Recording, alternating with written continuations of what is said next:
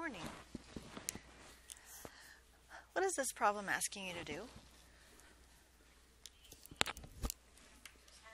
Add, right? It's asking you to add. Now, before we talk about what to do for this problem, I need to make something clear to you, okay? Today we start our discussion of polynomials. And I need you to know what that means. So let's break down the word. Poly. What does poly mean? Multiple, right? What about nomial? Number or term, right? So what would polynomial mean altogether then? Like many numbers or terms, multiple numbers or terms, right? Okay. Now there's some rules that things that would look like a polynomial but actually aren't, because you can't have fractional exponents, you can't have negative exponents, things like that. We'll talk about that later on. For now, we're just being asked to add. Okay? So before we get into the actual problem, again, I need to make sure we understand what to do when we're adding. That's not something you expected us to talk about today at high school, right? Making sure we understand the rules of adding. Okay? You're going to be okay. I promise. Okay? When I'm adding, what would I add in this problem? Let's actually look at it real quick. So 3x squared and 6x squared. Why can I add those two things together? So some people say they have the same terms. Some people say, well, these all have x's, so can I add all those together? No, I can't, right? I have to look, not only do they have to have the same letter, but they have to have the same exponent, right? When I'm adding, what do I do with exponents? Nothing. Right? Nothing. When I'm adding, I do not mess with exponents. I look at them close enough to know that they're alike so I can add the coefficients, add the numbers in front, but I do not mess with the exponents, do I? Okay? So if I add 3x squared and 6x squared, what should I get? 9x squared. What else can I add in this problem? So I can, but what would I want to probably do next? So I've got the 5x and then negative 2x. Now some people get confused at that because I'm not adding anymore, kind of. Right? Do you see what I'm saying? Isn't it really 5x minus 2x? And they're like, well, we didn't add it. To add it, you would get 7. Well, no, you wouldn't. This is a negative 2, right? So aren't I really adding if I say 5x plus negative 2x? So do you understand, first of all, why people get confused about that? I know that you might scoff at them, but do you understand why they would get confused, okay? But we're not going to get confused, aren't we? Okay, so 5x and a negative 2x is what? So plus 3x, okay? And then, like he said a second ago, we can add the 10 and the negative 3, right? The 10 and the negative 3, because those are constants. Those don't have a variable with them at all, right? So I get 7. Now, why in the world would I, your Algebra 2 teacher, in some of you some of you 10th grade, some of you 11th grade, some of you 12th grade, why would I make sure you know how to add? It is very important, isn't it? Okay? And some people think that when we add that we mess with the exponents, right? I want us to be very clear on the very first day of the unit that what we can do and when we can't. Is that fair? Okay. Any questions about this? Okay. Let's go on to the next example. What do you think the next example is? Ooh, subtraction. Subtraction is way harder, isn't it? No, it's subtraction, right? How long have you been doing subtraction? Probably since before you could talk, right? You would get in trouble like you always do. No, I'm just teasing. Something would get taken away from you. That's subtraction, isn't it? Mm-hmm. So I want to talk about this problem 2 different times. Okay, same problem 2 different times. Because there's 2 ways to approach this problem. Okay? First way is to treat it like a subtraction problem, like it is. Okay? So 2x to the third minus 3x to the third. So negative x to the third, right? Negative 1x to the third I could write if I wanted to. 6x squared minus 5x squared. So plus x squared, or plus 1x squared. 2x minus negative 6x. It is, isn't it? 8x, because it's 2x minus negative 6x, right? Minus a negative, what happens? It's adding, isn't it? Okay. Negative 4 minus negative 10. So plus 6. Now, how many of you are going to remember 2x to the third minus 3x to the third? Everybody, right? You're all going to remember to subtract that one. How many of you are going to remember to subtract this one? Maybe one or two less. How many are going to remember to subtract this one? Way less. And how many are going to remember to subtract this one? Because the subtraction sign is further and further away from what you're actually doing, right? So sometimes, to avoid confusion, what people do is they actually take this negative sign, because isn't there really an understood 1 right there? And they distribute this negative sign here and here and here and here. So what they actually get is negative 3x to the third minus 5x squared plus 6x plus 10. What kind of problem has this now become? An addition problem, right? And this visually is easier for some people. Does that make sense? Is there any problem with the way I did it first? This, subtract this, this, subtract this, this, subtract. There's not a problem with that, is there? Okay? But especially if you are a visual person, you like to see stuff, you might want to distribute this negative sign to each term. So that, first of all, it's an addition problem, God bless you. And second of all, you've got the sign right with the term that it needs to be. Does that make sense? Because now it's 2x to the third minus 3x to the third. Okay. 6x squared minus 5x squared. Okay, that's easier. 2x plus 6x. Oh, way easier. And negative 4 and 10. Also easier. Does that make sense? Is it required? No. If you want to subtract, go ahead and subtract. But if you'd like to distribute this negative sign to each one of these terms in the second parentheses and then add, that is also acceptable. Okay? One more subtraction problem before we go on. First of all, what do you choose to do? Do you choose to subtract or do you choose to distribute and add?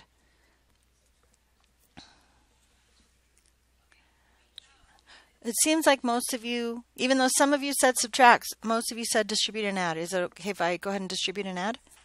Okay. So distribute here and here and here. So I'm going to get negative 8x to the third plus 7x minus 4. Then I'm adding the purple and the green. Yes? Okay, if I'm adding the purple and the green, what do I get? 2x to the third and negative 8x to the third. So negative 6x to the third. Good. Well, can't I just put these two together? I mean, they're close. So they're not like terms. So I have to keep them separate, don't I? Is it okay if there's not an x squared term over here? Yeah, we don't panic, do we? Is it okay if there's not an x term over here? Yeah, again, no need to panic, right? That's rule number 1. Don't panic. Okay? But now I have a 6 and a negative 4. Plus 2. Now, keep in mind if you're subtracting, people will forget to subtract a negative 7x because there was nothing over here to subtract from, right? So this is one of the benefits of distributing and adding. You see? Okay, any questions? Are there any questions on adding and subtracting? Again, probably not a question you expected to answer today in high school algebra 2, right? Okay. All right, so if we're done with adding and subtracting, what are we going to go to next? So when we are multiplying, what do we do with exponents? Do we still leave them alone, like when we are adding and subtracting? No, right? We don't just leave them alone, do we? Okay. What do we do with the 4x squared? What's the action that we are taking? Besides multiplication, what's the action, the Algebra 2 word for it?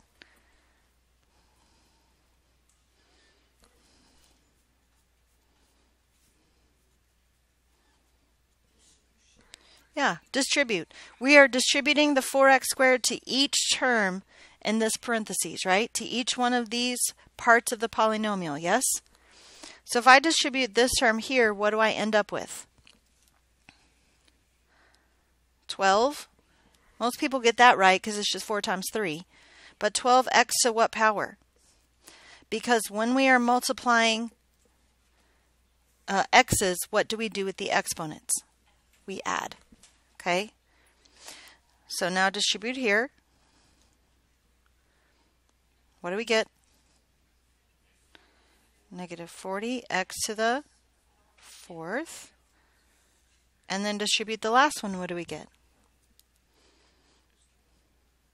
24x squared. Done. Yeah?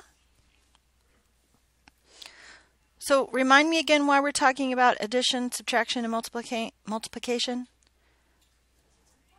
It is important, and I need to make sure we're all on the same page, right? I don't necessarily know all of your background in Algebra 1. I know some of you who you had for Algebra 1, but I don't know who all of you had for Algebra 1 because some of you came from different schools, right? So what I'm trying to do is start our unit on polynomials so that we are all on the same page. We are all together. Is that fair? Now, the people in last period, they weren't sad at all because they already know how to do this, right? And they were like, so that means we should get good grades on this, right? Because we all know grades are everything. We'll fight about that later. Okay, grades are just a number. Okay, we're okay. What's this? How do we do this? So when you were little baby algebra children, some of you might have called this FOIL. Now that we are much more mature algebra children, I mean students, we don't call it that anymore. Okay, we call it distributive property because that's what we're actually doing, right? And I'll show you in a second why I don't want you to think about FOIL in your head. Is that fair? Now, if you want to think about it, that's fine, because if that's how you learned it, I'm not trying to diss that. Okay? Because if that's how you learned it, that's how you got it in your head. But I will show you in a second why we got to make sure to also think of it as distributive property. You ready? So what do I do with this 2x? Distribute it where? To the 3x and the negative 4, right? I distribute the 2x to each term in the second parentheses, yes? In the second polynomial. So what's 2x and 3x? So 6x squared. For the record, I'm going to do this problem 2 times because I want to show you something as well. Okay? So I get 6x squared, and then I have 2x times negative 4, so that gives me? Perfect. Now what? So distribute the 6, where? To the 3x and to the negative 4, right? So 6 times 3x is what? 18x. And 6 times negative 4? Negative 24, right? 6x squared plus 10x minus 24. Because we got to combine our like terms, right? Now, how many of you actually wrote it like this? And how many of you wrote it the other way? Like this.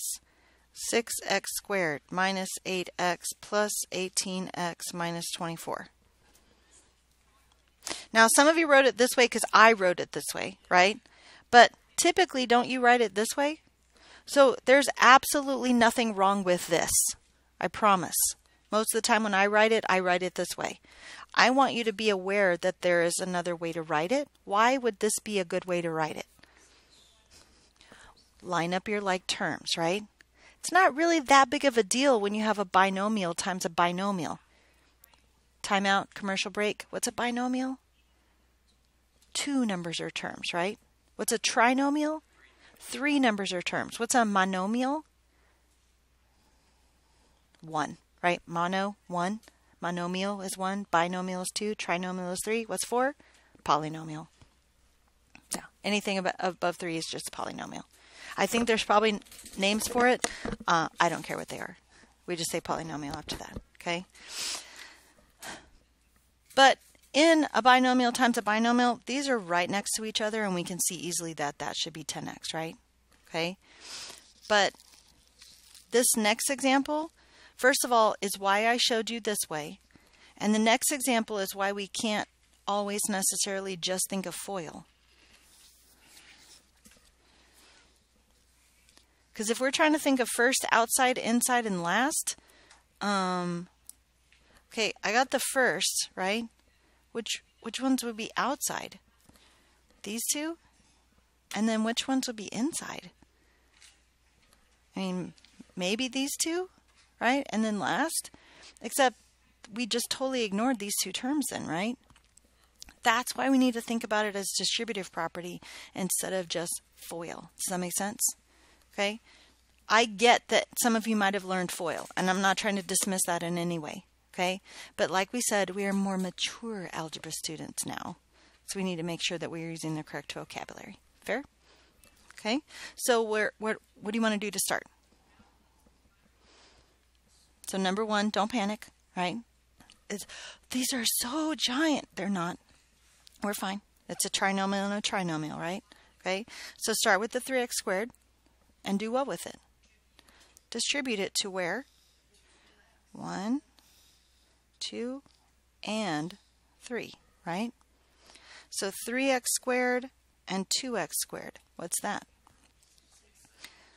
6x to the 4th, right?